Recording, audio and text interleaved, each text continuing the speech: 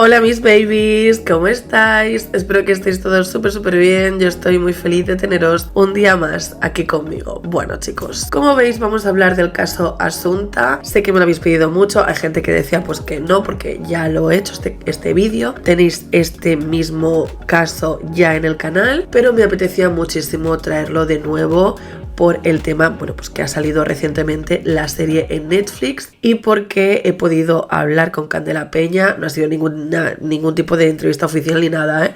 Ahora os contaré todo. No tengo fotos porque soy así, soy terrible, me da vergüenza pedir fotos a gente famosa, pero os puedo asegurar que es 100% real, que hablé con ella y ahora os lo contaré todo, porque fue una de las mejores experiencias con respecto a pues premiers, aunque esto fue un pase especial. Creo que es de las veces que más he disfrutado. La serie en sí me parece una obra maestra, me parece que está súper bien, y ni hablar de la actuación de Candela. Pero también creo que nos ha abierto la veda para poder entender mejor este caso. Es un caso muy complicado y es un caso del cual podemos debatir porque tiene muchísimos cabos sueltos. Es un caso que el móvil no está claro y hay muchas cosas que siguen sin estar claras, ¿no? Y esto lo vamos a ir debatiendo pues en el vídeo y me encantaría saber vuestra opinión. Antes de comenzar, deciros que la mamá tiene juguetito nuevo.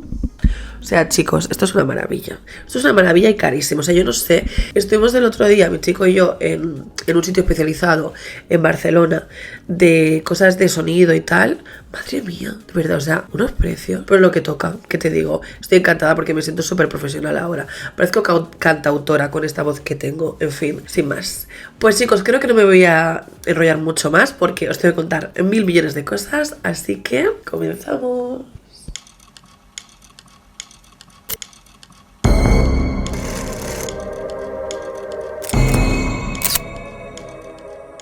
Bien chicos, como os decía al principio, fui a el pase especial de la serie Asunta. Fue en Madrid, en Conde Duque, que es creo que un centro cultural, esto que no me salía. Y la verdad es que me pareció increíble porque tiene una acústica brutal. Bueno, el caso es que esto no era una premiere al uso, como por ejemplo he estado en la del Cuerpo en Llamas, donde estaba lleno de influencers y cosas así. Este no. Esta vez era todo más como de gente del medio, críticos de cine, actores, gente que tenga que ver pues eso, con cargos intermedios, pero no famoseo. Aunque estuve con Carla Tamayo, un amor, la verdad, y también estuvimos todo el rato con las chicas de Terrores Nocturnos, que me parecieron encantadoras. De verdad tenéis que seguirlas porque, o sea, un amor. Bueno, el caso es que este primer pase especial pues tenía la peculiaridad, lo guay, es que van a estar los actores, el showrunner, que es un poco pues el que lleva un poco la sintonía de la serie, y los directores. Y allí pues dieron el típico discurso. Voy a estar dándole 55 golpes al micro porque todavía no me hago a la idea de que esté ahí volando, así que perdonadme. Bueno, la cosa es que hicieron una breve presentación de la serie y dijeron que la productora Bambú, si mal no recuerdo, es la misma que la que hizo la serie de Fariña, que no sé si la conocéis, pero es brutal también. Y por eso, al principio de la serie hay una... O sea, entiendo que si estáis viendo este vídeo, habéis visto la serie. Si no, pues no lo veas, porque te voy a dar spoilers. Aunque bueno, chica, a estas alturas... Pues la cosa es que en una de las primeras escenas aparece un hombre con 2 perros y la investigadora le pregunta por ellos y el hombre dice que sus 2 perros se llaman Sito y Miñanco, haciendo referencia a la serie Fariña. La cosa es que nos ponen el primer episodio, nos parece brutal. A mi novio no le gusta mucho el true crime, ya sabéis, en Casa de Herrero, cuchillo de palo, pero le flipó, le pareció increíble. Yo creo que tenía mucho que ver también la acústica de Conde Duque, porque es increíble. Y según él, esto es una cosa de él y también de las chicas de Terrores Nocturnos, que tuvieron la misma sensación. Yo esto no lo secundo, pero yo os lo digo. Dicen que creen que por algunas escenas no van a tardar mucho en hacer la serie de Gabriel, la del pescadito. Sé que os debo el vídeo, lo tengo que hacer, pero darme un poquito de tiempo, que ahora empiezo a estar libre, que ya sabéis que he estado entre el podcast, que tengo un podcast, por cierto, y otras muchas cosas, pues he estado hasta arriba. Bueno, el caso es que ellos creen que puede haber documental. A mí me encantaría, la verdad, que hubiera documental, pero sé que la madre de Gabriel no está muy por la labor de esto, así que yo no opino. Total, nos vamos a la parte de afuera entonces cuando ya acaba la serie, que nos ha encantado, o sea, el primer episodio, y tenían montado pues una carpa preciosa donde pues viene la mejor parte, que es el catering. Y la verdad es que no es porque, yo que sé, haya visto a Candela Peña en persona, sino porque realmente el catering estaba riquísimo. O sea, pocos catering en premiers estaban tan buenos como este. La cosa es que las chicas de Terrores Nocturnos, Pedro y yo, Pedro, mi novio y yo, nos fuimos a la última mesa de la derecha. Estábamos solitos. Y pues, no os voy a mentir, yo me tomé como 3 vinos. Y eso es lo que me dio la fuerza. Y estaba completamente desinhibida, como para que cuando vi a Candela Peña pasear por ahí en medio, ¿vale? Rodeada de gente, como te puedes imaginar, pues no me diera vergüenza acercarme. Pero claro, pasó bastante rato. O sea, cuando ya la carpa esta se medio vació, o sea, la gente ya había comido y se fueron para sus casas. Yo seguía con mi vinito, pero también, entonces estábamos hablando con las chicas de Terrores Nocturnos y todo eso, o sea, todo muy guay. Entonces, cuando ya todo se acaba quedando bastante vacío, digo, esta es la mía. Claro, vuelvo a repetir, yo estaba un poco, entendedme. Evidentemente no estoy incitando a nadie a darle al drink, por favor, faltaría más. La cosa es que me acerco y había 2 hombres con ella, que yo creo que eran gente de seguridad, porque estaba como sola en ese momento. Y fueron ellos que le dijeron a Candela, esta chica quiere hablar contigo. Bueno, o sea, yo no me tuve ni que presentar, no dije hola, fue ella quien empezó, qué guapa eres, qué pelo, qué cara, no sé qué. Y claro, imagínate, yo en ese momento estaba en medio del mental breakdown de mi pelo, que todo viene, gracias a todos, os quiero muchísimo por todo. Es que ha sido un cambio bastante heavy. Bueno, total, que majísima, o sea, un encanto, de verdad, o sea, me pareció increíble. Nada, hablé igual 1 minuto con ella, no hablé más, yo tampoco quería molestar, pero fue súper amable, se va cogiéndome de la mano, o sea, monísima. Yo sé que ella es muy sensible, porque a mí o sea, es una actriz que me encanta, he visto muchísimos reportajes y entrevistas de ella, y sé que es muy sensible, pero que a la par es una tía que parece que tenga mucha fuerza, bueno, que tiene mucha fuerza, y por eso mismo le pregunté, o sea, no entiendo cómo has podido hacer ese papel, o sea, de verdad, tan lánguida, ha conseguido hacer pues lo que era Rosario Porto, que era tan, no sé qué, ¿no? Y con ese acento, que ella es catalana, o sea, escúchame. Bueno, entonces me coge de la mano y me dice, te soy sincera, yo tampoco sé cómo lo hice. Y nada, le dije que yo sabía que el 90% de la gente que estaba ahí o más le había dicho que lo había hecho espectacular, pero yo también se lo quería decir. Y le digo, es que yo no me podía ir de aquí sin decírtelo. Y me dice, tú ya te has quedado a gusto, ¿no? Y yo me he quedado a gusto. Entonces nada, ya me giré dándole la espalda a Candela y mirando hacia mi novio que estaba en la mesa riéndose en plan de, esta tía está flipando ahora mismo con lo que acaba de pasar. Y yo, ¿sabes? En plan, Pedro. Bueno, os voy a poner las historias porque estaba de verdad paniqueando en ese momento, pero bien. Paco León y Lorena Castell, qué fuerte. Gracias a Bambú, gracias a... ¡Qué gentuza! Y el equipo, ¿qué me decís yo ahora que soy buena gente? Pues lo retiro. Gracias a Bambú, gracias a Netflix, gracias por ofrecernos esta historia. Somos gente, creo, este elenco, gente comprometida con nuestro trabajo. Creo que lo hemos demostrado. Gracias a Ramón por hacerme la prueba, gracias a Netflix por acceder a que yo lo hiciera. Bueno, estamos ya en la mejor parte, que es el comer y el beber. Increíble. O sea, no sabéis el nivel que ha encantado. Me ha encantado. O sea, a él le ha encantado y no ve True Crime. Chicos, increíble. Y hay como en medio de esto es como súper mega pifo. O sea, nunca había estado con... Es que esto no es una premiere, es como un primer pase. Es mega pifo. Y hay un nenúfar en medio. Vale, sigo contando. Resulta que tengo delante a Candela Peña. Uy, esto es de comer.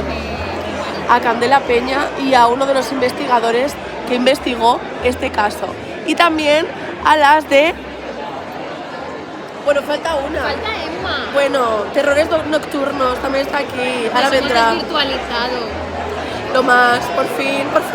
A ver, creo que va a ser el último comunicado de la noche, pero es que casi lloro. he saludado a Candela Peña y he dicho que le gusta mi pelo. O sea, ya se ha acabado el meltdown breakdown tías. O sea, le he dicho, o sea, es que no estoy procesando, vale. O sea, es que casi lloro. O sea, me dice, me encanta tu pelo. Y digo, tía, pues he tenido, o sea, le he llamado tía, a Candela Peña le he llamado tía, Pedro le he llamado tía a Candela Peña. Pues que ella me ha llamado tía a mí. Bueno. Entonces me dice, ay, es que no puedo. Espérate, bueno, entonces coge y me dice, y si eres guapísima, tus ojos preciosos y no sé cuánto. Y le he dicho, oye, escúchame una cosa, no sé cómo cojones has hecho la interpretación que has hecho, pero es que es increíble. Me dice, te digo una cosa, ni yo sé cómo lo ha hecho. Bueno, nada, 2 besos y he dicho, ya, me voy a dormir tranquila dándote 2 besos. Me suda el bigote y todo. Bueno. Bien, vamos a hablar ahora de lo que vamos a ver en este vídeo, pero primeramente quería aclarar una cosa. Y es que me preguntáis a veces, bueno, ni que yo fuera una experta, pero bueno, me lo preguntáis, ¿por qué o en base de qué las productoras pueden hacer este tipo de documentales o series? ¿A quién le tienen que pedir permiso? Esto es una pregunta que me hizo, por cierto, Dama, que seguro, bueno, no sé si estará viendo este vídeo, pero te como tu cara. Y es que realmente, como yo en este caso también puedo hablar de casos reales porque son públicos, las productoras como por ejemplo Netflix o wherever, pues las pueden utilizar estos temas porque están amparadas ante la libertad de expresión y la creación artística. Por eso, normalmente suelen cambiar nombres y suelen inventar escenas porque tienen libertad de expresión y creación artística, pues para cambiar según qué cosas. De ahí también el disclaimer inicial y final en esta serie, que dice pues que algunas escenas han sido modificadas. Evidentemente también tienen que tener un equipo legal súper grande porque pueden caer en calumnias. Y lo vemos por ejemplo en la serie del Cuerpo en Llamas, cuando Rosa Peral ha puesto una demanda y todo esto, que si os soy sincera no tengo ni idea de lo que ha sucedido con todo esto, pero bueno, en las próximas semanas me pondré al lío y empezaré a investigar este tema. Entonces, ¿qué vamos a ver en este vídeo? Bueno, pues como te puedes imaginar, vamos a hablar del caso de Asunta, pero os voy a hablar de una forma lo más objetiva posible. Vamos a hablar de la investigación policial, que como os he dicho, estaba bastante bien, pero también vamos a hablar de todos los cabos sueltos que hubo, que fueron muchos, y de los cuales a mí me gustaría saber qué es lo que pensáis. Y es que no hay un móvil concreto, no se sabe por qué unos padres decidieron hacer algo así, aunque hay gente que a día de hoy sigue pensando que no fueron los padres. Y sobre todo también vamos a hablar de algunos personajes, como por ejemplo el juez instructor Vázquez Taín, que como habéis visto en la serie está retratado como una persona insoportable y súper impertinente, y no creo para nada que sea así. Creo que algunos movimientos que hizo no fueron correctos, pero bajo mi punto de vista, que yo soy absolutamente nadie, pero no es así realmente. Y si no, podéis ver el documental de Nenúfar de Netflix, que también está ahí. Bueno, que no es de Netflix, realmente lo hicieron los de A3 Player. Así que vamos a comenzar primero hablando de la víctima. Ya sabéis que me gusta a mí comenzar por este punto, así que os voy a hablar un poquito de John Fang. John Fang, que es así pues como nació, el nombre que le pusieron al nacer, nació en China, en la ciudad de Yonghu, creo que se dice así, si no os lo dejaría aquí escrito, en la provincia de Hunan, el 30 de septiembre del año 2000. Nada más nacer fue abandonada y la dejaron en el orfanato de esta ciudad. Y pues como ya sabemos, 9 meses más tarde pues vino una familia rica de España, concretamente de Galicia, a adoptarla y le pusieron el nombre de Asunta John Fang Basterra Porto. Este matrimonio era el primer matrimonio de Galicia en adoptar a una niña china. En aquel momento comenzaba el tema de las adopciones internacionales, sobre todo pues en China, y por eso tenemos esas imágenes que son las que primero aparecen en la serie, de varias entrevistas que se le hicieron a esta familia después de la adopción. Bueno, la niña ya era un poquito más adulta. Y pues bueno, estas imágenes luego serían el boom cuando se supo todo lo que había pasado, ver a los padres como súper orgullosos de la niña que acababan de adoptar diciendo, no, sí, la vamos a querer como si fuera biológica. En fin, desde pequeña todo el mundo se dio cuenta que Asunta tenía altas capacidades, o sea, le ponían un montón de extraescolares y de cosas que tenía que hacer y todas las superaba con creces. O sea, ella fue al colegio Pío XII y luego Rosalía de Castro, que fueron los dos colegios a los que fue su madre, Rosario, y después hacía francés, inglés, chino, piano, violín y ballet. O sea, todo esto era entre semana y los fines de semana también. O sea, la niña tenía súper poco tiempo para estar tranquila porque cuando tenía tiempo libre lo tenía que estar haciendo deberes. Por otro lado, era una niña súper imaginativa, le encantaba inventar historias. Esto lo sabemos a través del blog que ella tenía, del cual hablaremos un poquito más adelante. Y bueno, también en general le gustaba inventar historias y cosas así, y le encantaban los huevos con jamón y adoraba muchísimo a su abuelo Francisco Porto, su abuelo materno, del cual también hablaremos un poquito más adelante porque eso es un buen melón, amigos. Pasamos entonces a los padres de Asunta. En especial vamos a comenzar con Rosario. Rosario Porto nació el 11 de julio de 1969 y era la única hija del matrimonio Francisco Porto Mella, un exitoso abogado que ejerció durante muchísimos años en Santiago de Compostela, quien además era cónsul honorífico de Francia, título que heredaría más tarde la propia Rosario, y también era hija de María del Socorro Ortega Romero, quien era nada más y nada menos que una catedrática de Historia del Arte. Yo no sé lo que se tiene que sentir tener unos padres con ese nivel de estudio, quiero decir, mi madre es modista, no sé, o sea, es como que wow, ¿sabes? Cuánto conocimiento desde pequeña tenía que tener esta mujer. La cosa es que Rosario además fue al Instituto Yago School de Oxford.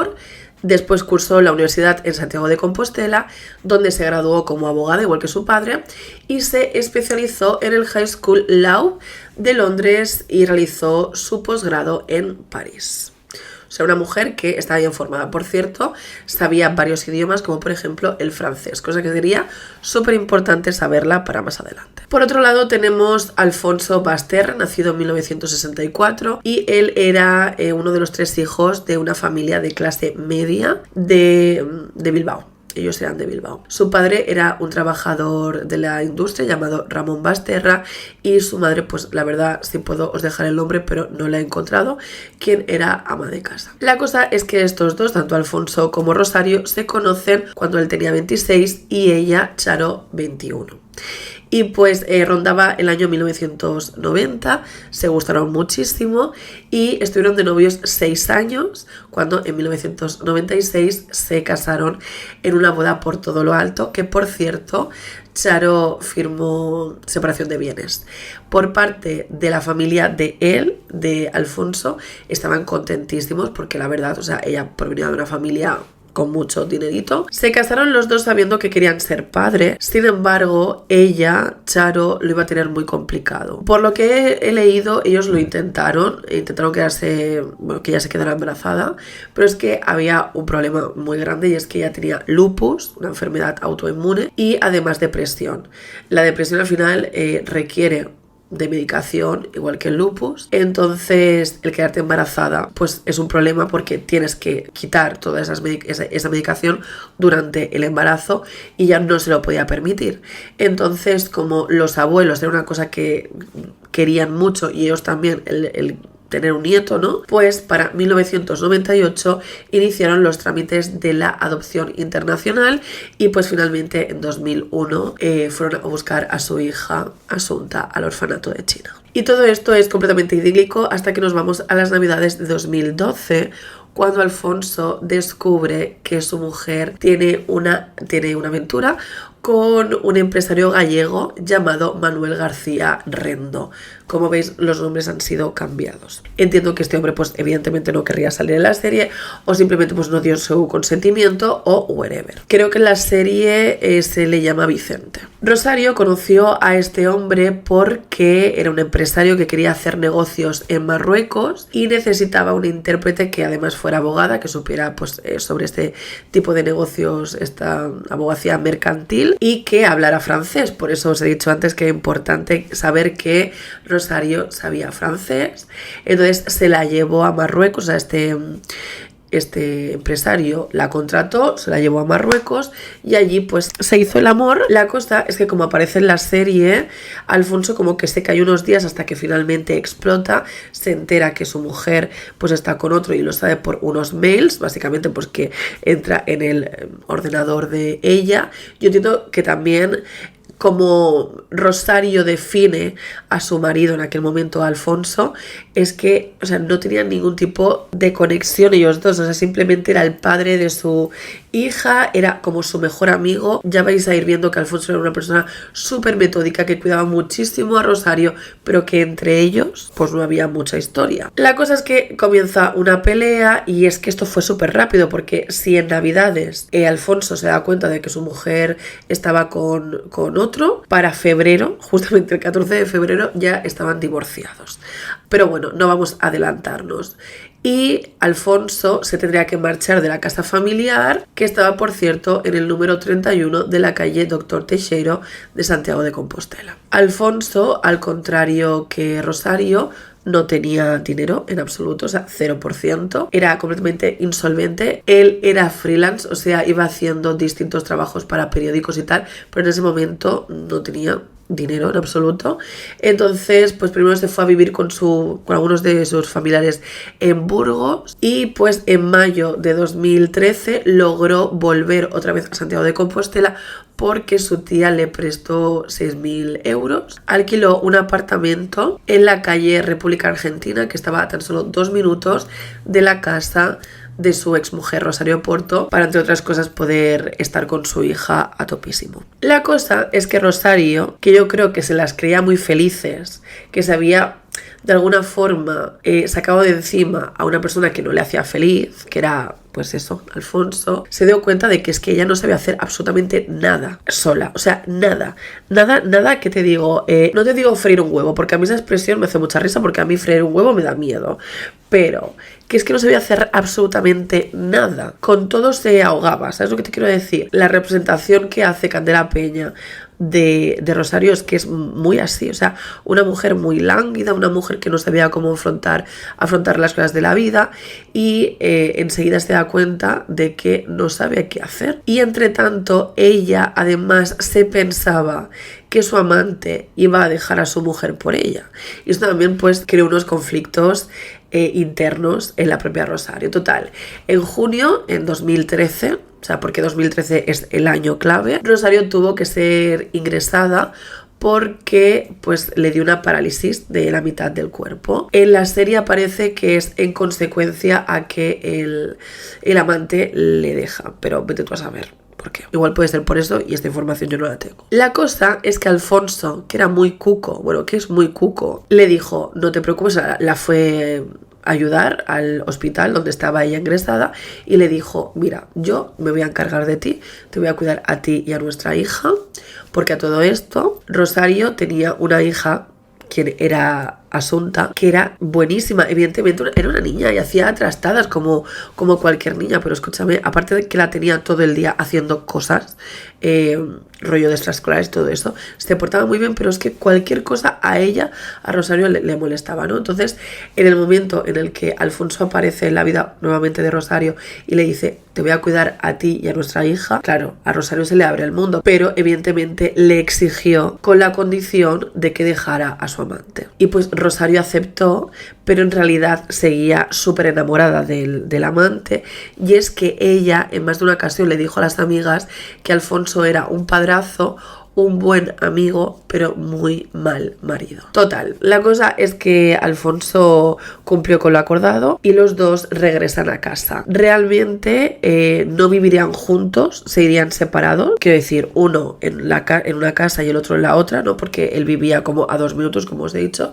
pero estarían juntos. A todo esto, desde julio hasta septiembre, que es cuando ocurre todo lo que te voy a contar, Rosario volvió again con su amante. Bien, con todo esto que te acabo de contar, que creo que te he puesto bien en situación, nos vamos al día de los hechos, el sábado 21 de septiembre de 2013. Asunta, que tenía 12 años, estaba a punto de cumplir los 13, desaparece y sus padres van a poner la denuncia por desaparición a las 10:30 de la noche en la comisaría de Santiago de Compostela ese mismo día. Según le contaría Rosario Porto a la policía, la cronología de los hechos fue la siguiente. Ese día comieron los tres juntos en casa de Alfonso y comieron revuelto de champiñones con albóndigas. Muy importante esto. Nuevamente en casa de Alfonso, ¿eh? Después de eso, Rosario y Asunta estuvieron jugando un rato a las cartas y a las 5:20 Asunta se fue solita hasta su casa, hasta la casa de Dr. Teixeiro, donde vive con su madre, que estaba a 2 minutos caminando. Y esto sería fácilmente comprobable por las cámaras de seguridad, ya que había una entidad bancaria, un banco, donde se vio pasar a la niña más o menos a esa hora y un poquito más tarde se vio pasar a la madre. Después de eso, cuando Charo llega a su casa, la casa de Dr. Teixeiro, según ella, a las 7 de la tarde se marcha porque tiene que ir a una casa que tienen, una casa familiar que tienen en el concello de Teo, en Montouto, para buscar unos bañadores. Entonces, ella se fue sobre las 7 y algo y al parecer regresó a las 9:30 y a esa hora la niña no estaba en casa. Lo que sí que estaba en el suelo, pues todos los libros, porque como ya hemos visto en la serie, la niña estudiaba en el suelo.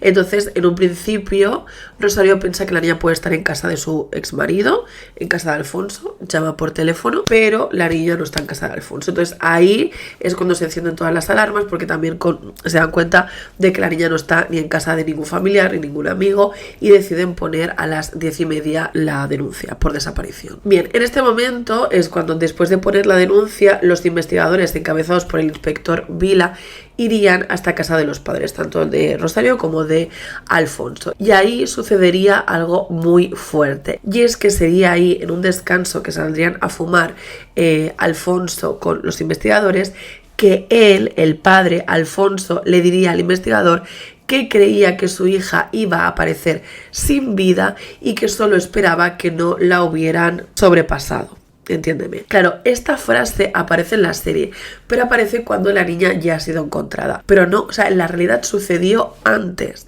cosa que me parece aún todavía más raro. Porque si tu hija ha desaparecido, no estás pensando en esas cosas. Aparte que declaran que lo dijo de una forma, o sea, que estaba preocupado, pero no demasiado preocupado como para estar pensando esas cosas, ¿sabes? La denuncia entonces se tramita y los padres son llevados a casa de Charo, o sea, tanto Rosario como Alfonso esa noche estarían en casa de Rosario. Entonces, cambiamos de escena. Nos vamos a la 1:39 de la noche. Un hombre llamado Alfredo Balsa Garzá y un amigo suyo están conduciendo un coche por una pista forestal que está cerca del municipio del concello de Teo. ¿Okay? ¿Qué pasa? Que esta carretera es una pista forestal llena de baches y como van dando botes con los baches, los faros del coche apuntan en un momento en un lado de la carretera y ahí aparece un cuerpo. En un principio estos dos pensarían que era pues un maniquí, lo típico, ¿no? Pero cuando se dan cuenta de que es una niña, se acercan y ven que no respira, pues dicen, wow, o sea, menudo papelón, Pepi, vamos a hacer algo, ¿no? ¿Qué pasa? Que Alfredo Balsa, este señor del cual te estoy hablando, no tenía permiso de conducir porque se lo quitaron por saltarse las normas viales o vete tú a saber el qué. Entonces, claro, dicen, vale, vamos a llamar a la policía porque nos hemos encontrado un buen papelón aquí, pero vamos a decir que vamos caminando. Efectivamente, llaman a la 1:39, llaman a la policía, llega la Guardia Civil y enseguida se dan cuenta de que si iban caminando con una linterna, bueno, creo que ni siquiera con linterna, creo que iban caminando normal. Ellos dijeron que iban caminando normal, pero que la vieron por la luna llena y la Guardia Civil dijo, mira, cariño, no te lo crees ni tú, ibas con el coche. Entonces enseguida tuvieron que reconocer que sí que iban con el coche porque eso era un delito, pero bueno, lo tuvieron que reconocer. Y ellos no fueron nunca sospechosos porque tenían coartado, o sea, venían de estar tomándose algo en un bar, ellos no fueron en ningún momento y la policía lo sabía. La niña estaba en uno de los márgenes de esta pista forestal, de esta carretera, que es como el trozo que hay antes de que empiece el bosque.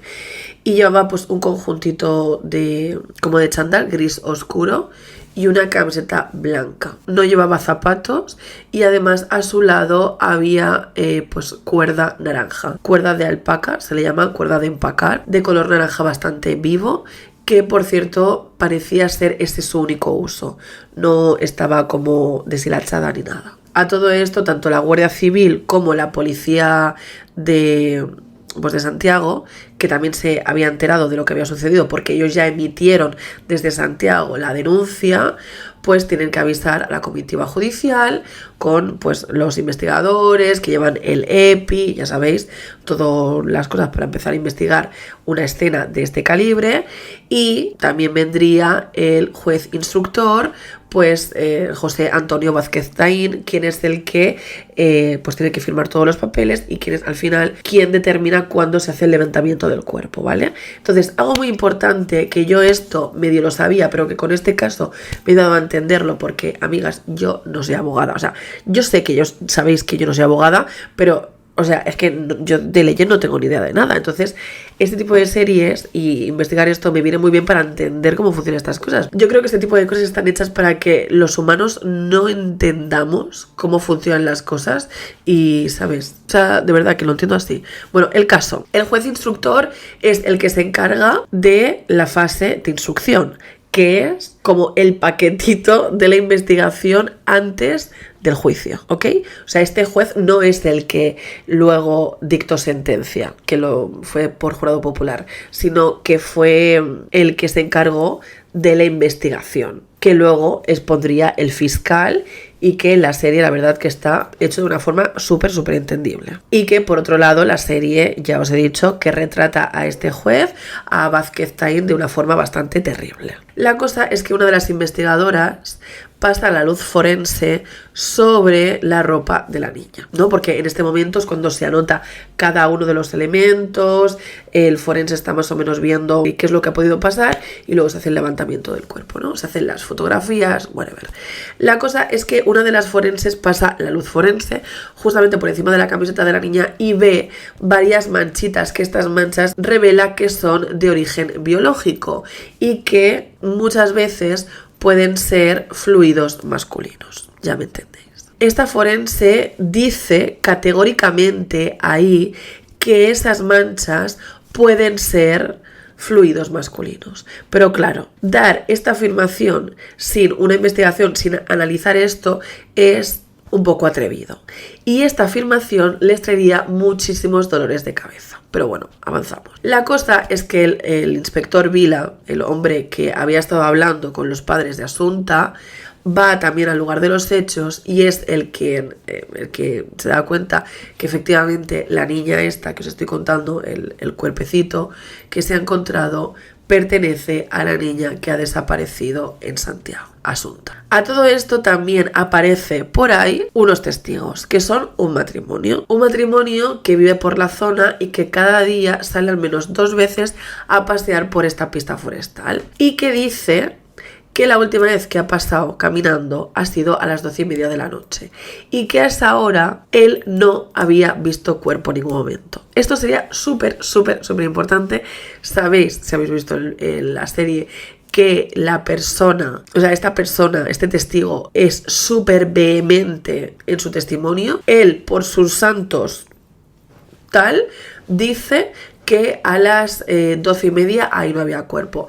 Evidentemente no le estoy contradiciendo en ningún momento, o sea, no estoy diciendo que lo que estoy diciendo este señor es mentira, pero sí que se le hizo bastantes pruebas y en algunas falló. O sea, se repitió, o sea, se fue a la pista forestal, se le dijo en varias ocasiones, vale, di exactamente dónde estaba el cuerpo, y él no sabía mostrar exactamente dónde estaba el cuerpo. O sea, fue un poco catastrófico todo esto y es una de las principales contradicciones de todo el caso, porque en este punto me voy a adelantar. A día de hoy sabemos que los culpables fueron los padres, ¿no? O al menos esto es lo que dice la justicia. Pero si los padres a las 10:30 estaban poniendo la denuncia en Santiago, era completamente imposible que más tarde fueran a llevar el cuerpo, ¿no? Porque según este señor, a las 12:30 el cuerpo no estaba. Pero es que a esa hora los padres estaban con la policía. Entonces, no podían estar en dos sitios a la vez. Entonces tendría que haber sido otra persona quien dejó el cuerpo, ¿me entendéis? Por eso es una de las principales contradicciones y también se dice que, bueno, pues al final hasta qué punto nos podemos creer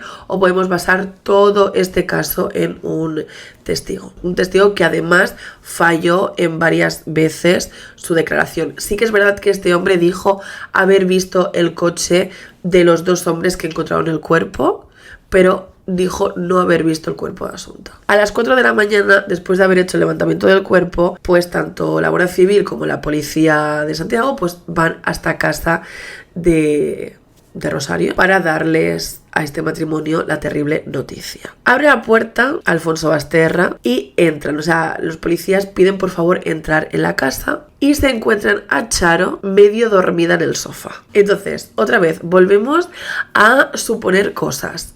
Totalmente cierto. Pero, tío, ha desaparecido mi hija y te aseguro que yo no estoy durmiendo. O sea, pienso, vale, me vais a funar muchísimo, pero pienso en, se pierde mi perro, que no es un niño, yo lo sé, lo entiendo. Se pierde mi perro y yo esa noche yo no estoy en mi casa durmiendo, os lo aseguro, ¿eh? O sea, yo estoy con linternas pateándome lo que sea y llamando a todo el mundo, yo durmiendo no estoy. Entonces es muy raro.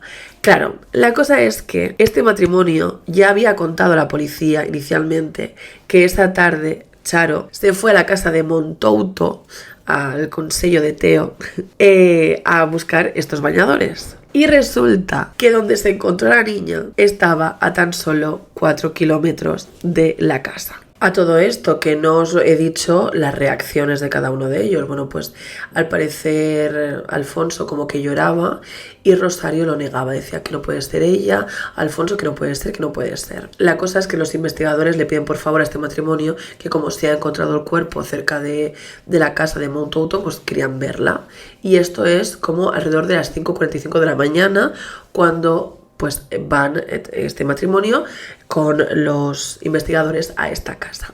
Sería este momento cuando ya se desata todo y ya comienzan a ser súper sospechosos, porque nada más llegar a la casa, para empezar se dan cuenta de que hay alarma, o sea, porque Charo tiene que desactivar la alarma cada vez que entran a la casa. O sea, esto sería un punto positivo porque tú cada vez que quitas la alarma hay un registro y así podían saber cada vez que una persona entraba dentro de esta casa, pero lo que sería súper sospechoso es que, como ya sabéis, Rosario decía tengo que ir al baño, tengo que ir al baño, y fue corriendo hasta la planta de arriba a una de las habitaciones, porque esta casa, lo dijo Mimi en su directo, esta casa tenía 5 baños, o sea, ni 1, ni 2, ni 3, ni 4, ni 5, sino 5 baños, o sea, muy fuerte. Entonces subió las escaleras súper deprisa.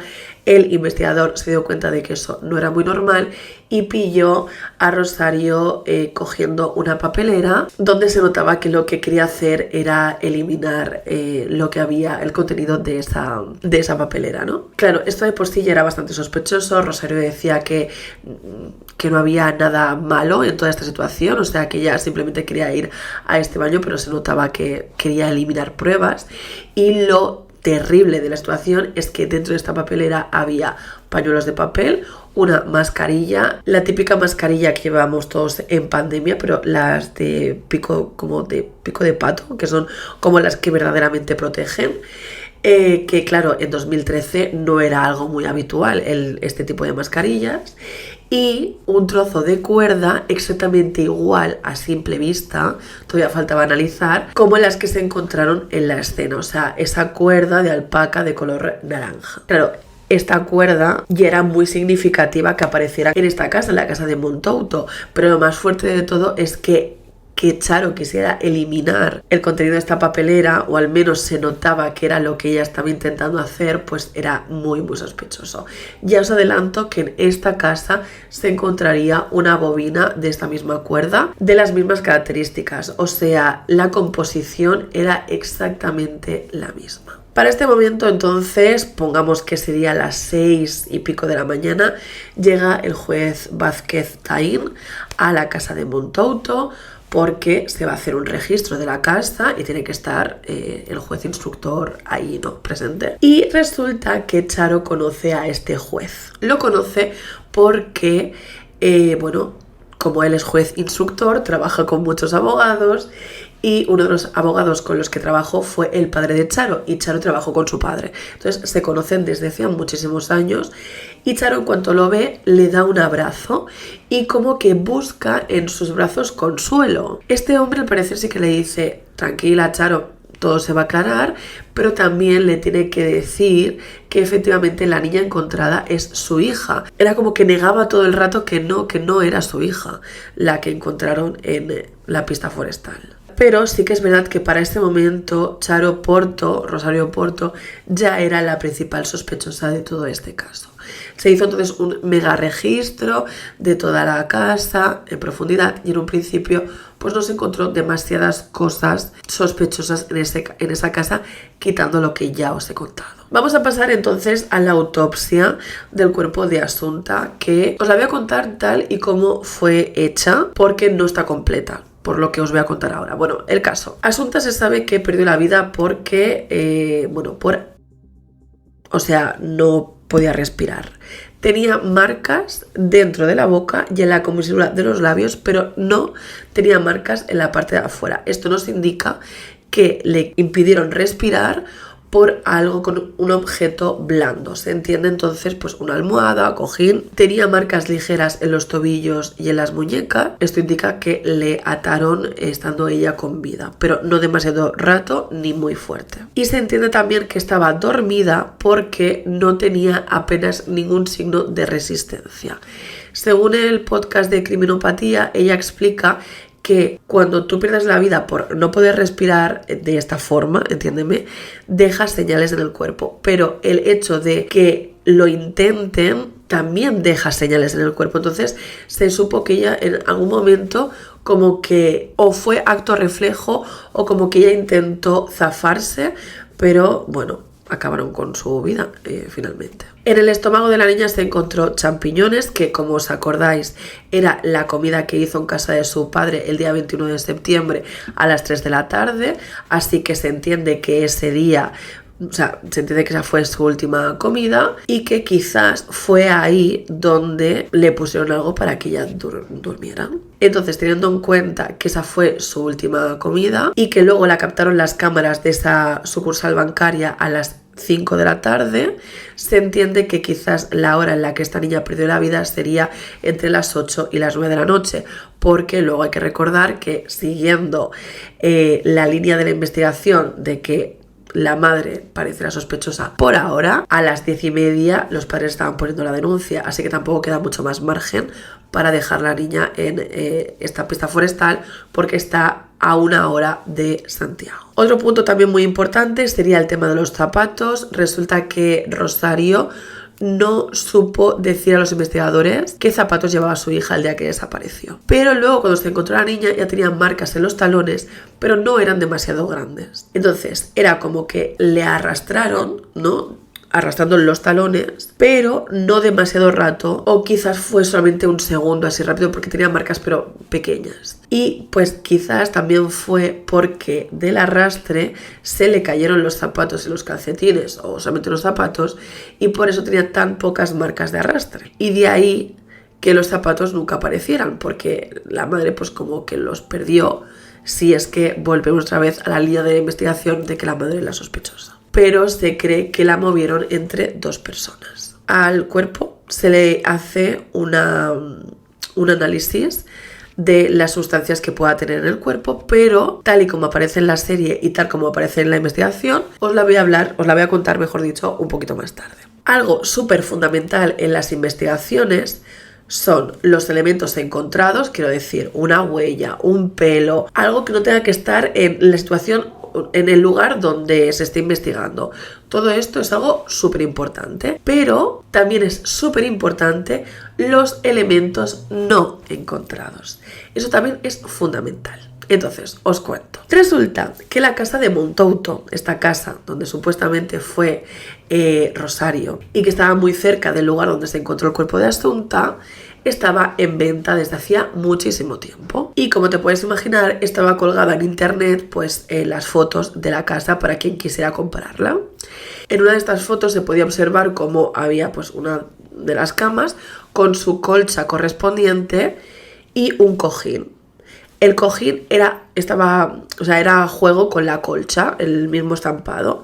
Bien, pues este cojín no apareció en todo el registro, o sea, no apareció por ninguna de las partes de la casa. Entonces se cree que podía ser este cojín el que se utilizó para sofocar a la niña. Me voy a adelantar también un poco a hablaros del coche de Rosario, que también se investigó, ahora os contaré por qué, pero las alfombrillas del coche no aparecieron, las alfombrillas de la parte de atrás no aparecieron, pero sí que apareció restos de vómito, que sería muy importante, por lo que os voy a contar a continuación. Tampoco se encontró jamás de los jamases la ropa que llevó Alfonso el día que denunció la desaparición de su hija junto a Rosario. Esa ropa nunca apareció. Y tampoco apareció el portátil de Alfonso, que esto seguro que lo sabéis por la serie, que aparecía en un primer registro y luego desapareció de la casa y luego más tarde volvió a aparecer con un borrado de datos. Bien, entonces estamos en la parte inicial de esta instrucción, de esta investigación. El juez Vázquez Taín, todavía no había decretado el secreto de sumario, así que toda la prensa y todo eso se entera de lo que había sucedido, y para este momento la prensa ya estaba empezando a escuchar por ahí que los principales sospechosos eran los padres y que quizás la niña había sido dormida. Entonces, esto ya sale en las noticias el lunes día 23. ¿Qué pasa? Que sale por todas las noticias y esto hace que unas profesoras de la niña, de Asunta, dijeran, vale, ahora entendemos muchas cosas. Y es que resulta que en julio, en varias ocasiones, la niña fue a clases de inglés y de violín completamente catatónica. O sea, hubo en un par de ocasiones donde la niña, es que no podía ni mantenerse de pie ni caminar. Tanto que tuvieron que avisar a los padres diciendo, es que la niña está muy mal. Y resulta que Asunta, que tenía buena relación con una de sus profesoras, le dijo, oye, es que mis padres me han puesto unos polvos blancos en la comida que saben muy mal. Entonces, cuando los padres de Asunta van a buscarla a las extraescolares, y claro, la profesora se lo cuenta a los padres como flipando con lo que está escuchando por la boca de Asunta y que la ve muy mal, pues Alfonso y Rosario le quitan hierro, ¿no?, a este tema, a este asunto, diciendo que es que le estaban dando antihistamínicos a la niña por la alergia. Entonces, a ver, yo soy alérgica, sabéis que yo soy súper alérgica, sobre todo en esta época del año.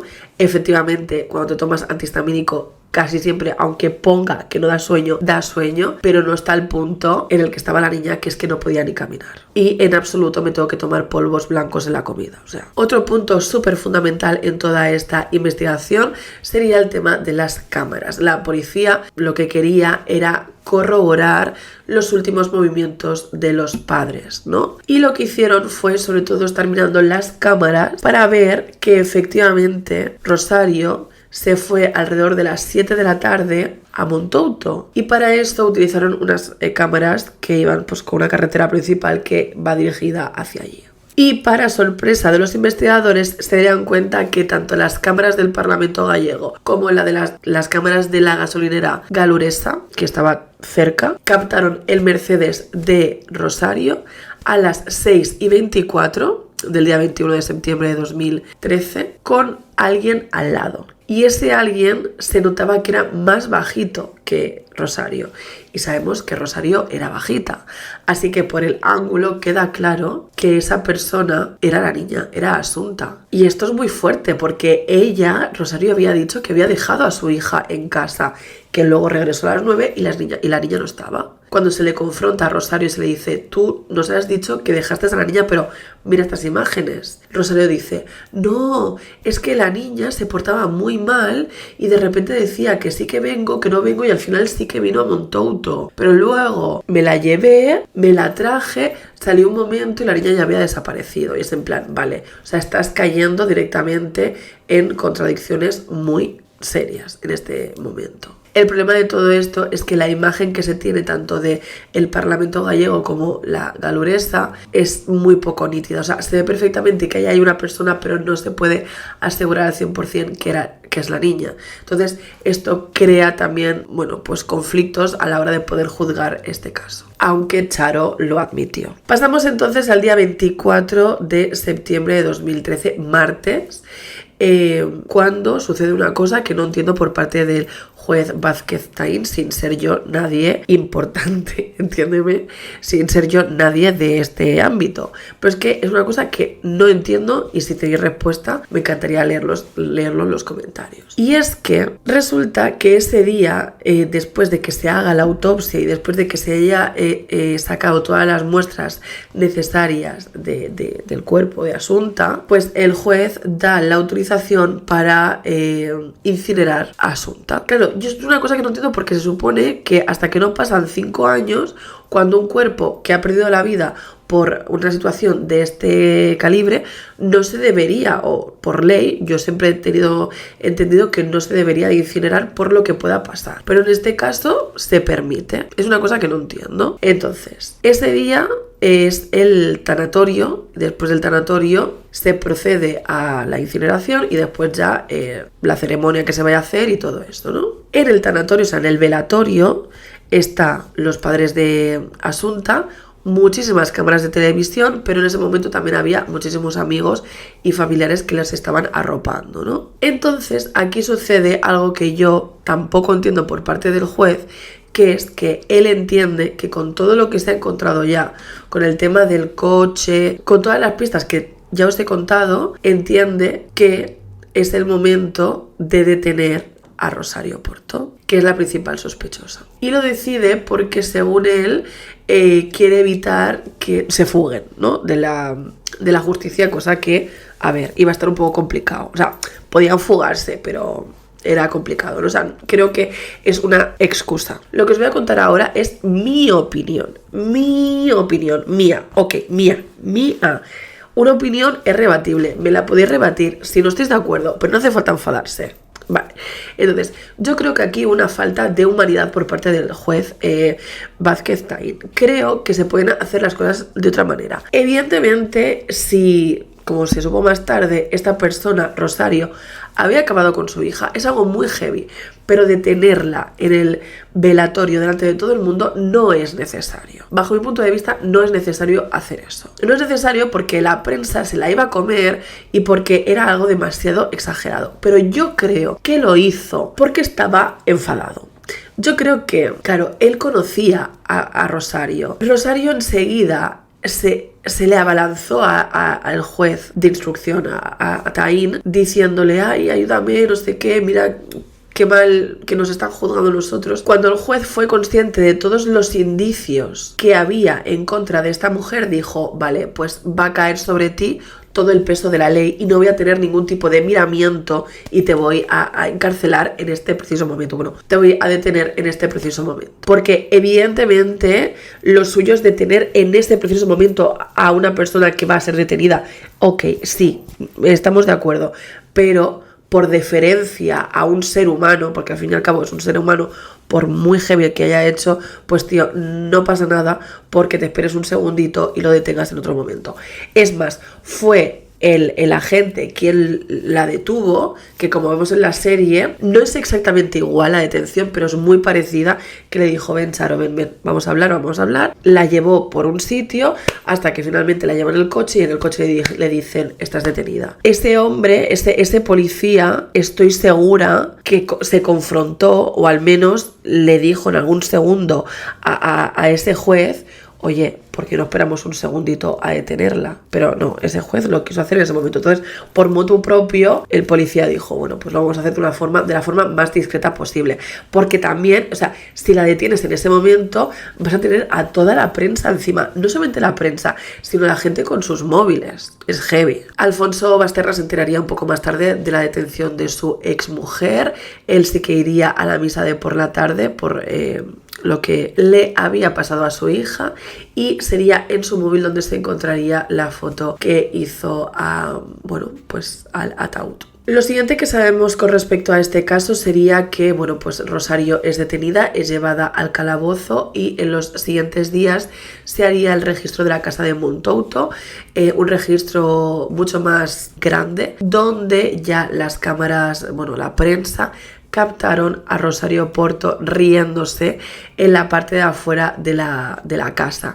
Que estas imágenes dieron la vuelta al mundo, pues en plan, han terminado con la vida de tu hija, tú estás detenida, ya te pillamos en un registro de la policía riéndote. En la serie esto se justifica diciendo pues que era un momento que estaba pues los agentes de policía hablando entre ellos, haciendo unas risas porque es algo como muy serio, y pues ella se estaba riendo de una broma interna que estaban teniendo pues los agentes. O sea, creo que queda demasiado justificado en la serie y creo que esto no tiene justificación. O sea, creo que lo que le acababa de pasar a ella era algo muy heavy. Que sí, que sabemos a día de hoy que pasar el luto es muy distinto, cada uno lo lleva como lo lleva, pero fue muy raro, ¿no?, que ella se estuviera riendo en ese momento con la que tenía encima, sinceramente. El siguiente paso sería entonces conocer el examen toxicológico, que es entonces cuando ya todos nos quedamos flopando, ¿no? Porque resulta que Asunta tenía en su sistema una gran cantidad de lorazepam, que es una benzodiazepina. En la operación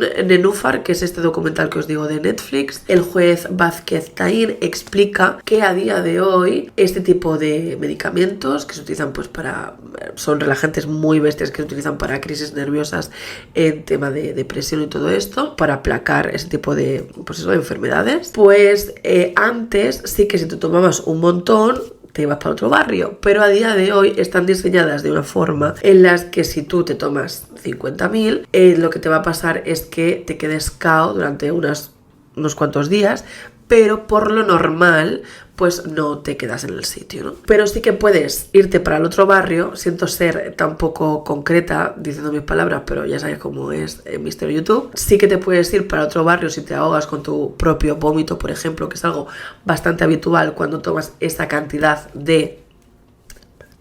Por eso os he dicho antes que es importante saber que en el coche de Rosario había restos de vómito. Entonces te puedes ahogar por eso, por el vómito, te puedes ahogar con tu propia lengua, te puedes ahogar con 1000 millones de cosas porque estás completamente dormido y no eres consciente de tu cuerpo. Claro, esto también encajaría con el hecho de que no estuvieran las alfombrillas traseras del coche. Igual a Asunta pues le pasó algo en el coche que decidieron los padres eliminar. Puede ser. Según el examen toxicológico, Asunta tenía alrededor de unas 27 en su sistema y pues este medicamento no se vende sin receta. A ver, supongo que habrá sitios que sí, pero no es lo más habitual. ¿Quién tenía prescrito este medicamento? Efectivamente, Rosario Porto. Ella tomaba Orfidal y Prozac. El Orfidal es el lorazepam. Es el nombre el Orfidal creo que es la marca. Entonces, nuevamente, como sabemos que Asunta tenía en el estómago champiñones, fue su última comida, podemos asegurar, según la ciencia, que en esa comida fue donde se le dio esa cantidad de este medicamento, porque luego se la ve caminando sola hacia casa de su madre, así que en ese periodo todavía no le había hecho efecto toda esta medicación. Para este momento entonces os adelanto que no solamente fue detenida Rosario, que ya sabíamos que había sido detenida, sino que se detiene a Alfonso por la cronología de los hechos que te voy a estar contando a continuación. Lo fuerte de todo esto es que, como seguro sabéis, completamente aposta, se les metió a los dos en el calabozo y ahí tuvieron conversaciones donde se podía ver perfectamente el rol de cuidador que tenía Alfonso con respecto a su mujer, a su exmujer, tranquilizándola. Bueno, es que incluso él, antes de ser detenido, fue a la comisaría a darles a los agentes la medicación que su mujer se tenía que tomar, diciendo: mi mujer es una mujer enferma, tenéis que tener cuidado con ella, no sé qué. Entonces el juez José Antonio Vázquez Taín le dice a sus agentes que pongan a grabar las conversaciones de estos dos. O sea, esto lo permite el juez. Y ahí se podían escuchar conversaciones tan raras como la pregunta que le hizo Rosario a Alfonso diciéndole: ¿has podido hacer eso? ¿A qué se refería con esa frase? Nunca lo sabremos. Y luego ella vuelve a decirle a él: tu mente calenturienta nos va a traer problemas. Y él, Alfonso, dice: calla, silencio. Y así como, o sea, como que luego le empieza a dar ánimos: verás que todo se arregla, cariño, verás que todo se arregla, pero todo el rato diciéndole: silencio, silencio, silencio. Lo fuerte de esto que es que estas grabaciones son oro, porque es muy fuerte. Esas grabaciones son muy heavy, pero no se pudieron utilizar en el juicio. O sea, no se pudieron utilizar en el juicio. Es muy fuerte que no se pudieran utilizar. Pero tú en este momento te estarás preguntando: vale, Marta, muy bien todo esto que me estás contando, pero falta un elemento muy importante en toda esta ecuación, y es la noche en la que una persona random entra en el piso de Rosario, en Dr. Teixeiro. Y pues sí, te lo voy a contar a continuación, porque este elemento es fundamental para conocer todo lo que ocurrió en esas semanas, ¿vale? Porque después de esto os voy a hacer una cronología real de todo lo que sucedió para que entendáis lo que estaba viviendo esta niña. O sea, no sé, es que yo creo que Asunta tuvo que tener miedo en los últimos meses de su vida. El caso es que el 4 de julio de 2013 Asunta estaba durmiendo en su cama cuando de repente un hombre enmascarado y con una capucha, todo vestido de negro, entra en la habitación de la niña y la intenta.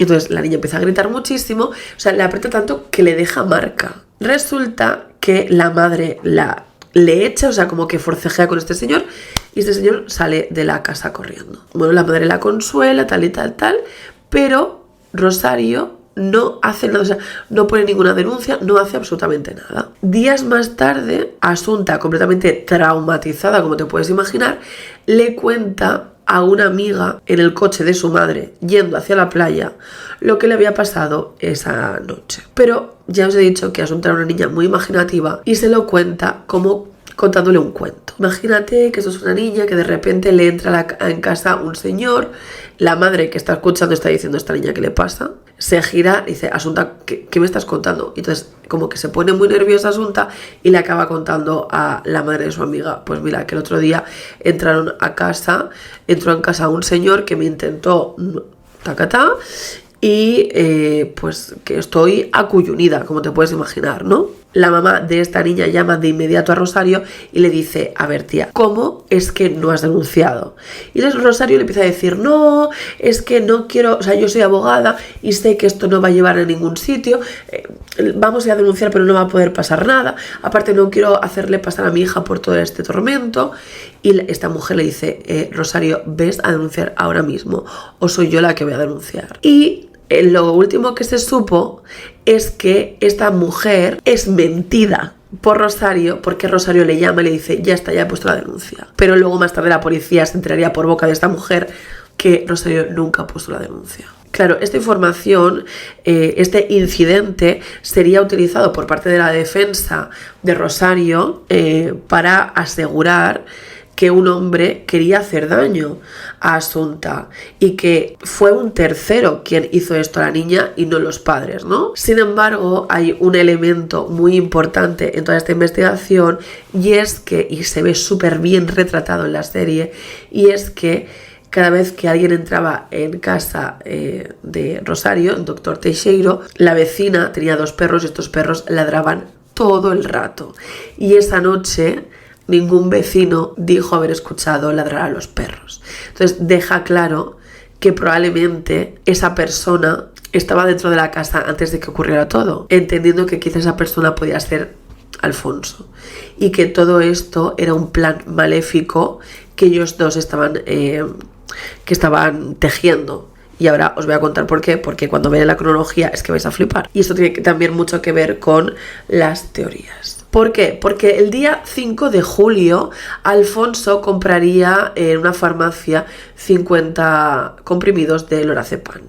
El 9 de julio Asunta anda dormida en el colegio y la noche anterior no fue a clase. O sea, el día 9 de julio era martes, la noche anterior no fue. Así que las compras que hace Alfonso concuerdan perfectamente con los días en los que la niña va somnolienta al cole, porque es que se repite. Una semana más tarde, la niña se va de vacaciones a Porto-Novo con unos unos amigos de la familia, mejor dicho, y regresa el día 17 de julio. Ese día, Alfonso compra otras 25 y más tarde vuelve al mismo local diciendo, o sea, a la misma farmacia, diciendo que se las había perdido, que había ido a comprar y que se había dejado las pastillas en otro sitio. Entonces, este farmacéutico les da más pastillas. En total, 125 comprimidos. Bueno, total, en todo julio, 125 comprimidos. El día 22 de julio, Asunta tiene otro episodio de estos de somnolencia en clase. Está fatal, no da pie con bola, está todo el rato dormida y todo eso. Y es el día en el que Alfonso va a recoger a su hija y la profesora le pregunta qué le pasa y él dice que le han dado antihistamínicos. El día 30 de julio, Rosario va a la cita con su psiquiatra, quien es Ramiro Turiño, a pedirle más medicación. Evidentemente, este hombre no sabe que su marido ha estado comprando cantidades ingentes de Orfidal, pero a diferencia de las otras veces, en esa ocasión los padres no comprarían enseguida los medicamentos porque la niña estaría de vacaciones con su madrina del 31 de julio hasta el 22 de agosto en Vilanova de Arousa y del 28 de agosto al 10 de septiembre se quedará con Carmen Amele en Val do Daura, que es la mujer que se encarga de cuidarla desde toda la vida y pues como que por amor a esa niña se la lleva de vacaciones, que no debería de por qué, pero se la lleva. Entonces, qué curiosidad que los padres compran el medicamento, la niña se pone mala, pero qué casualidad que los padres de repente vuelven a tener más recetas del medicamento, ¿no? En este momento, el 30 de julio, la madre recibe más recetas de este medicamento, pero no lo compran enseguida porque la niña no está en casa, no les hace falta comprarlo enseguida, pueden comprarlo un poco más tarde. Pero bueno, cabe recalcar que para ese momento, como ya os acabo de decir, el padre ya se había hecho con 125 comprimidos. La niña no estaba en casa, hasta el día de los hechos no iban a finiquitar el plan. Y nuevamente el 17 de septiembre Alfonso fue a por más pastillas. Y luego el día 21 fue cuando sucedió todos los hechos. Para este momento lo que la policía quiere es involucrar y juzgar también al padre, quien es al final el que ha estado comprando las pastillas, pero no saben cómo juzgarle porque no aparece, o sea, él no fue a Montouto en un principio, ¿no? O sea, no hay cámaras donde se le vea. Pero ¿qué pasa? Que aparece de repente una testigo que es una adolescente que se ve reflejada súper bien en la serie, que ve esa tarde a Alfonso con su hija. Y según ella, en este momento la niña no parecía dormida, o al menos no le llamó la atención, teniendo en cuenta la cantidad que tenía en su cuerpo, pues debería comenzar a verse un tanto dormida. Esta chica pudo tomarse muy en serio porque salía de comprarse con su novio unas deportivas y el ticket marcaba las 6:25 de la tarde. Esto fue también una nueva contradicción muy importante en el juicio, porque si os acordáis, a las 6:24 se estaba viendo por la Galuresa, la gasolinera, el coche de Rosario Porto dirección a Montouto. Entonces no podía ser, la niña no podía estar en dos sitios diferentes. Se supo entonces que lo que pasó es que esta chica compró estas deportivas y pagó con tarjeta y el datáfono no estaba conectado a internet y por eso había un desfase horario. Pero claro, como te puedes imaginar, esto lo utilizaron la defensa de los padres, que fue conjunta, por cierto, a saco. Sin embargo, hay un punto que se puede tomar de muchas formas, pero a mí me parece muy sospechoso, y es que cuando se supone que Rosario está con su hija en Montouto, y es ahí cuando se supone que Rosario acaba con la vida de su hija, porque desaparece el cojín y todo esto, pues su ex marido, Alfonso, hace más de 20 llamadas y aparece en un montón de cámaras de seguridad. Es en plan, ¿qué estabas intentando hacer? ¿Estabas haciéndote una coartada? Es que es muy raro que de repente hiciera un montón de llamadas súper cortas, dejando claro y situándole en la ciudad. Con todo lo que os he contado, que yo sé que es un montón de datos, o sea, llevo 2 horas grabando, el 19 de noviembre de 2013 se levantó entonces el secreto de sumario y según los detectives, los padres de Asunta tenían el plan pues ya marcado. Alfonso iba a ser el responsable de meterle a su hija, mientras Rosario era la encargada de liquidar, ¿no? El juicio comenzó a principios de octubre del 2015 y duró 23 días. El psiquiatra José Cabrera aseguró que la niña les sobraba, que ese era el móvil de los hechos, que a día de hoy sabéis que no hay móvil de los hechos. La niña objeto, que era eso, lo que era una niña objeto, era un elemento que le rompía los esquemas. Por otro lado, el psiquiatra que atendió a Rosario en 2009 declaró que ella le había confesado, y leo textualmente: mi hija me chupa la vida, me molesta, ya no tengo ganas de encargarme de ella. O sea, esto lo dijo la propia Rosario. De hecho, como sabéis, Rosario es que no podía ni siquiera hacer la renovación del DNI, o sea, por ella misma no podía hacer absolutamente nada, todo eso tenía que hacer Alfonso, todo, y claro, cuidar una niña es algo muy cansado. Y aunque según la nani o la cuidadora de la niña esta familia parecía idílica, muchos decían que esto no era así, que realmente Alfonso se sobrepasaba con Rosario y que al final pues Rosario buscó, amor en otras vías, que fue pues el tema del amante, ¿no? Se divorcian y todo eso, pero luego pues Rosario finalmente se da cuenta, o esta es la hipótesis, de que no puede seguir con su hija porque ella misma pues se ahoga en un vaso de agua, y también se cree que quizás en su cabeza, si ella no tenía una hija, tenía más posibilidades de que el amante de Rosario quisiera estar con ella, que eso ya sabemos que es completamente mentira, porque el amante tenía mujer e hijos, ¿no? Entonces se cree también que quizás lo que estaba pasando es que fue un plan entre los dos, rollo por parte de Alfonso: mira, vuelvo a tu vida, yo te voy a cuidar, pero bueno, eliminamos esta carga que tú tienes, que es la niña, de alguna forma. Hay mucha gente, y yo también creo, que quizás lo que estaba sucediendo es que querían simular porque para mí encaja mucho el hecho de que el 4 de julio un hombre entrara en casa,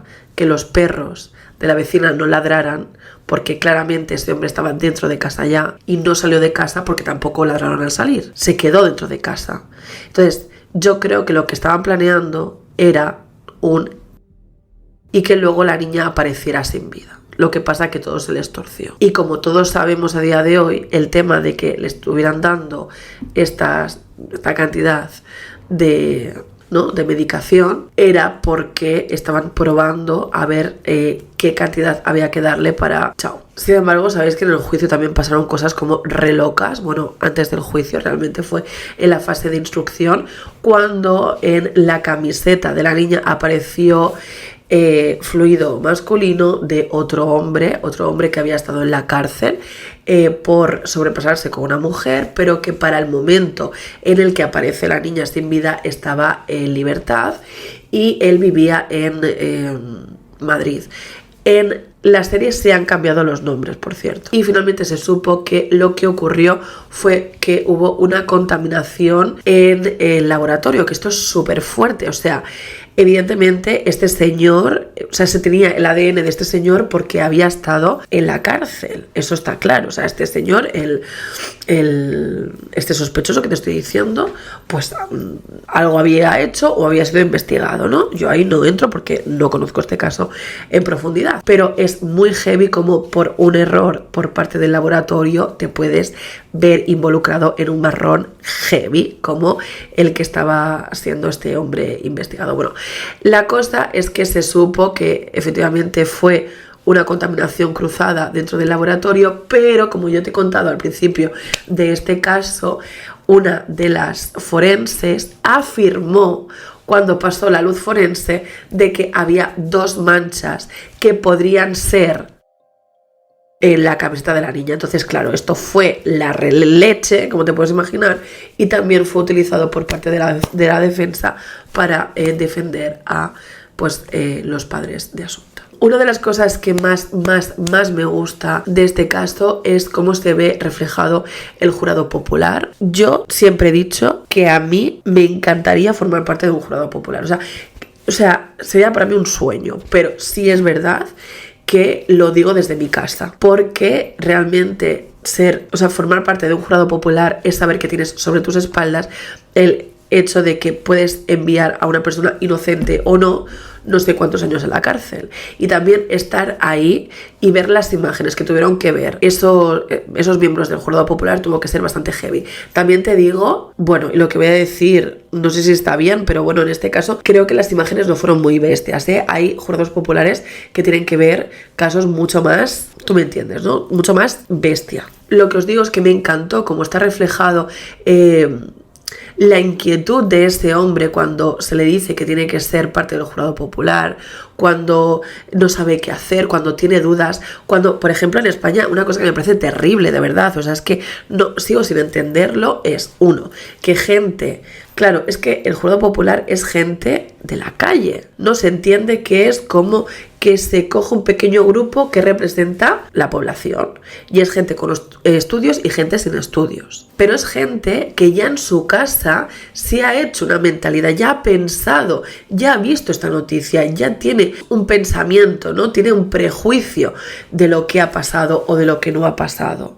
Además, como sabéis, en España no se mete al jurado popular en un hotel y se le deja ahí encerrado hasta que acabe el juicio. No, o sea, el jurado popular luego se va a su casa y son susceptibles de ver noticias en su casa que les haga modificar el pensamiento e incluso poder ser chantajeados por gente. Entonces creo que el tema del jurado popular es un melón importante, el que tenemos aquí en España. Pero bueno, sabemos que finalmente tanto Rosario Porto como Alfonso Basterra fueron considerados culpables y condenados a 18 años de prisión. Pero como os he estado contando al principio de todo este caso, no sé cuánto va a durar este vídeo la verdad, hay muchos cabos sueltos y te los voy a decir. El primero es el porqué. Ya hemos estado hablando un poco del porqué, pero ¿por qué lo hicieron? O sea, no hay móvil. Una cosa que yo leí hace mucho tiempo es que no siempre se necesita un porqué, pero sí que nos resulta a nosotros más fácil entender el por qué unos padres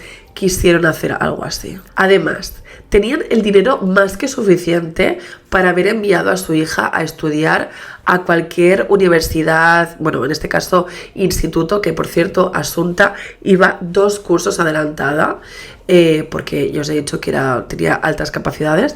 Podía haber sido enviada a cualquier instituto de cualquier otra parte del mundo, pero aún así decidieron acabar con ella. Y es que teniendo en cuenta todo esto, se habló de el móvil económico. Como sabéis, los abuelos de la niña perdieron la vida también un año antes de todo esto. Francisco murió el 26 de julio del año 2012, con 88 años. 6 meses después lo hizo su mujer, María del Socorro, con 78. Los dos estaban sanos como manzanas. Ambos, además, perdieron la vida mientras dormían. Y más adelante se pensó que todo esto podría estar vinculado a lo que le pasó a Asunta. Porque, bueno, aparte de que Asunta adoraba a su abuelo, se piensa que lo que quería Rosario era acabar con los abuelos, quedarse con la herencia. La niña al parecer no tenía una herencia masiva, o sea,